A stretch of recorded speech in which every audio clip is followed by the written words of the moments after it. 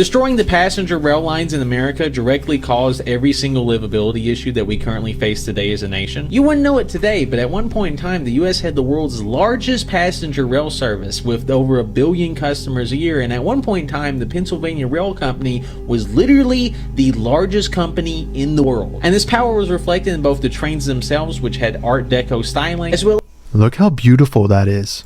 as the architectural marvels of train stations that I grew up in Pittsburgh, and Pittsburgh has some of the most beautiful train stations I have ever seen. And the problem with modern day architecture is that it has become, well, modernized to be these shells of a building. Very ugly.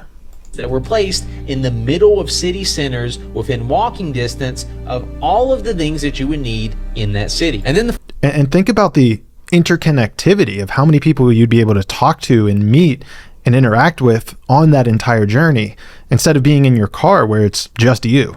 the Fire Nation attacked. Specifically this man, Henry Ford, and other automotive Did you guys get that Avatar reference?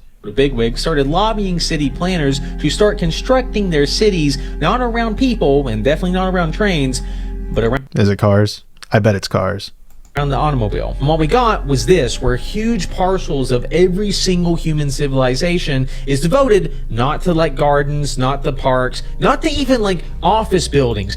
That's what I was going to say is, look at how little green there is. Look at how little of nature is in that picture. Or money-making centers, but the parking and the cars, the car parks, places where cars get to go and play. Because everything is devoted around car world, nothing is devoted around human world. So there's nothing within walking distance within most cities. You literally cannot operate if you do not have a car.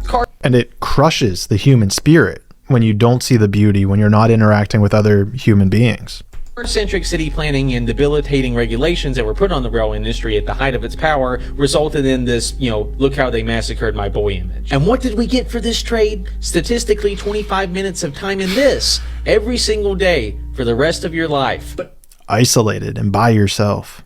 But I don't know, man. Maybe one more lane actually will fix it. One of the great things about Zoran Mamdani's campaign was the livability issue. We have a tremendous crisis within our economy around livability. And when I'm president, we'll fix that by recreating these railways. If you've ever been to Europe, it is absolutely phenomenal, the train system there.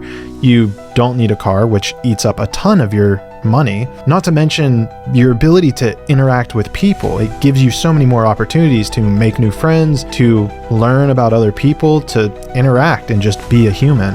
And furthermore, a little spoiler alert, I have a vision of creating a train that goes from New York to Chicago to San Francisco, up to Alaska, into Russia, and then we're going to take it from into Russia all the way to Europe and finish it off in Paris or Barcelona. Maybe it'll connect up to the UK as well, because we deserve to be interconnected to all the cultures, to the entire world. And why should that not be affordable?